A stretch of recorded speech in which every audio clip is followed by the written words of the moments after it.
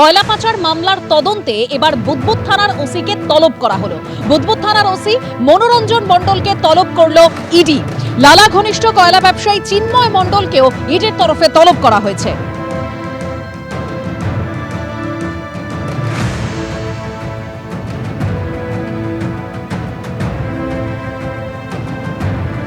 কোন সিপির কাছে, কোন আইজির কাছে, কোন এডিজির কাছে, কোন লোকের কাছে টাকাগুলো পাঠাতো? মনোরঞ্জন তো একা খায়নি, ওসিস রেখে 75 পাঠিয়েছে, সেটা কলকাতাতেই পাঠিয়েছে।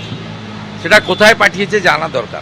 ৮৫০০ জনের যে তালিকা, সেটা যেটা রাজ্য পাঠিয়েছে, কাল বিকেল ৫টার মধ্যে যেন কাজে যোগ দিতে পারে সেটা সুনিশ্চিত করুক রাজ্য। এটাই নির্দেশ সুপ্রিম কোর্টের। এই মুহূর্তের যেটা বড় খবর, ইসিআই চাইলে ইআরও পরিবর্তন করতে পারবে, এরকমই নির্দেশ দিল সুপ্রিম কোর্ট।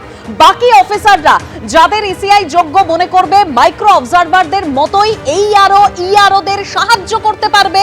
যদিও ইসিআই এর বক্তব্য অনুযায়ী চূড়ান্ত সিদ্ধান্ত ইআরওরাই নিতে পারবেন, এরকমই নির্দেশ সুপ্রিম কোর্টের।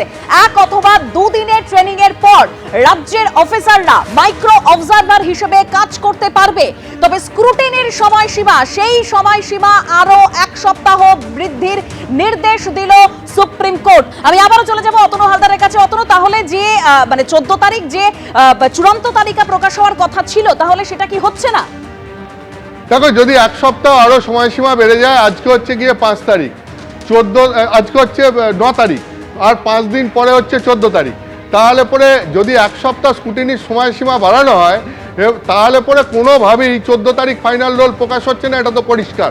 তার কারণ যেখানে 7 দিন সময়সীমা বাড়ানো হচ্ছে, আর আজকে 9 তারিখ, আগামী 14 তারিখ ফাইনাল রোল প্রকাশের কথা, মাঝখানে 5 দিন রয়েছে, আর এখানে স্ক্রুটিনির জন্যই আরও 7 দিন দেওয়া হচ্ছে।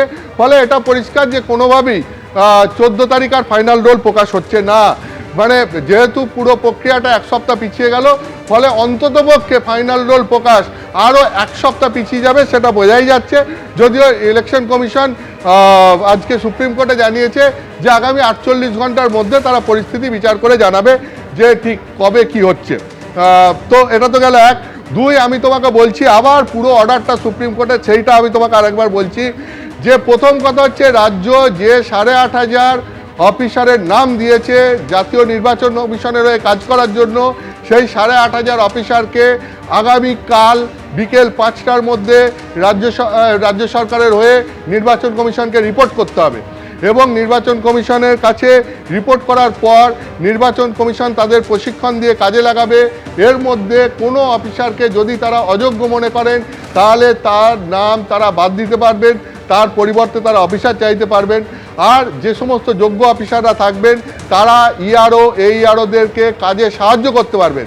এবং এখন থেকে মাইক্রো অবজারভাররা যেভাবে কাজে সাহায্য করছিলেন, এই অফিসাররাও সেইভাবে কাজে সাহায্য করতে পারবেন। কোনো চূড়ান্ত সিদ্ধান্ত এরা নিতে পারবেন না, অর্থাৎ মাইক্রো অবজারভাররাও কোনো চূড়ান্ত সিদ্ধান্ত নিতে পারবে না।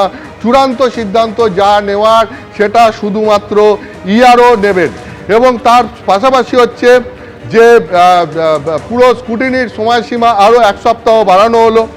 এবং সেই সঙ্গে সঙ্গে যেটা বলা হচ্ছে যে সুপ্রিম কোর্ট আর একটা জিনিস বলেছেন প্রধান বিচারপতি, যে আমরা 19শে জানুয়ারি নির্দেশ মনে করিয়ে দিয়ে বলতে চাই, আমরা আইন শৃঙ্খলা নিশ্চিত করতে বলেছিলাম। অর্থাৎ রাজ্যকে সুপ্রিম কোর্ট আর একবার স্মরণ করিয়ে দিচ্ছে যে আইন শৃঙ্খলা নিশ্চিত করার জন্য সুপ্রিম কোর্ট গত 19শে জানুয়ারি রাজ্যকে নির্দেশ দিয়েছিল।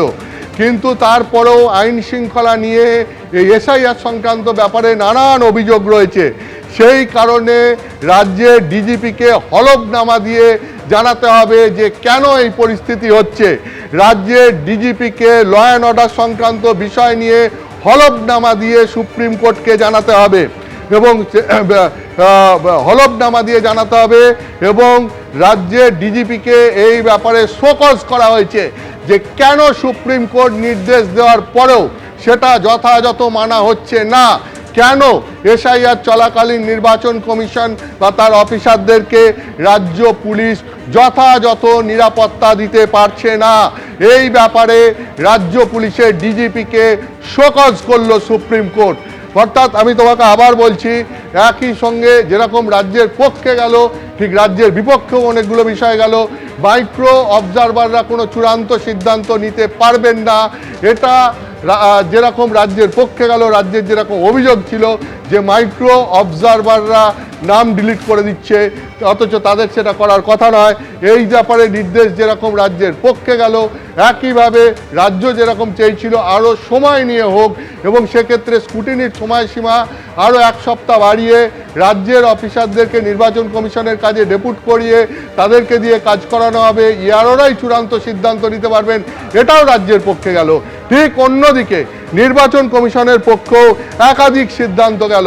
নির্বাচন কমিশনের দীর্ঘদিনের অভিযোগ ছিল ল অ্যান্ড অর্ডার নিয়ে তাদেরকে মুহূর্তে মুহূর্তে সমস্যায় পড়তে হচ্ছে। সেই ব্যাপারে আজকে রাজ্য পুলিশের ডিজিপিকে সুপ্রিম কোর্ট শোকজ করে হলফনামা জমা দিতে বলল। এটা নিঃসন্দেহে নির্বাচন কমিশনের পক্ষে গেল। সুপ্রিম কোর্ট পরিষ্কার করে দিল আজকে তার বক্তব্যে যে এসআইআর হবে এবং সমস্ত রাজ্যকে এসআইআর সুষ্ঠুভাবে হওয়ার জন্য নির্বাচন কমিশনকে সহযোগিতা করতে হবে। এটাও নির্বাচন কমিশনের পক্ষে গেল যে রাজ্যগুলোকে এসআইআরে নির্বাচন কমিশনকে সহযোগিতা করতে হবে এবং এসআইআর হবে, এটা সুপ্রিম কোর্ট তার বক্তব্যে স্পষ্ট করে দিল। একই সঙ্গে রাজ্যের দেওয়া অফিসারদের নাম যদি নির্বাচন কমিশন মনে করে তাহলে পরে পরিবর্তন করতে পারবে, তা এটাও নির্বাচন কমিশনের পক্ষে গেল। অর্থাৎ রাজ্য যে অফিসারদের দেবে তাদের নিয়ে যাদের যাদের বিরুদ্ধে নির্বাচন কমিশনের অভিযোগ থাকবে তাদের ব্যাপারে মানে তাদের নাম নির্বাচন কমিশন বাদ দিতে পারবে, সেই সিদ্ধান্ত নির্বাচন কমিশন নিতে পারবে, এইটাও নির্বাচন কমিশনের পক্ষে গেল। অর্থাৎ একদিকে যেরকম একাধিক সিদ্ধান্ত রাজ্যের পক্ষে গেল, তেমনি ঠিক একইভাবে একদিকে বহু গুরুত্বপূর্ণ সিদ্ধান্ত নির্বাচন কমিশনের পক্ষে গেল। তো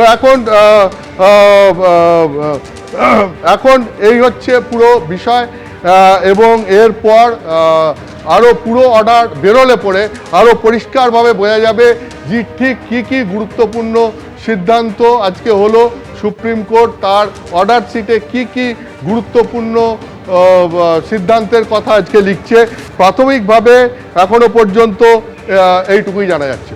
একদম অতনু, তুমি আমাদের সঙ্গে থাকো। ঠিক যেরকম তুমি বলছিলে যে কিছু সিদ্ধান্ত রাজ্যের পক্ষে গেল, কিছু সিদ্ধান্ত অবশ্যই নির্বাচন কমিশনের পক্ষে গেল, পরবর্তীতে অর্ডার পুরোটা বেরোলে তখন আরো ভালোভাবে পরিষ্কার হবে। তবে এখনো পর্যন্ত সুপ্রিম কোর্টের যা নির্দেশ তা আপনাদের আরো একবার জানিয়ে রাখবো যে সুপ্রিম কোর্ট তার বক্তব্যটা স্পষ্টভাবে জানিয়ে দিয়েছে যে এসআইআর এ কোনো রকম বাধা দেওয়া যাবে না, এসআইআর হবেই, সেটা সব রাজ্যকে বুঝতে হবে এবং এই এসআইআর এর কাজ যাতে সুষ্ঠুভাবে সম্পন্ন হয় তার জন্য রাজ্যকে নির্বাচন কমিশনকে সহযোগিতা করতে হবে।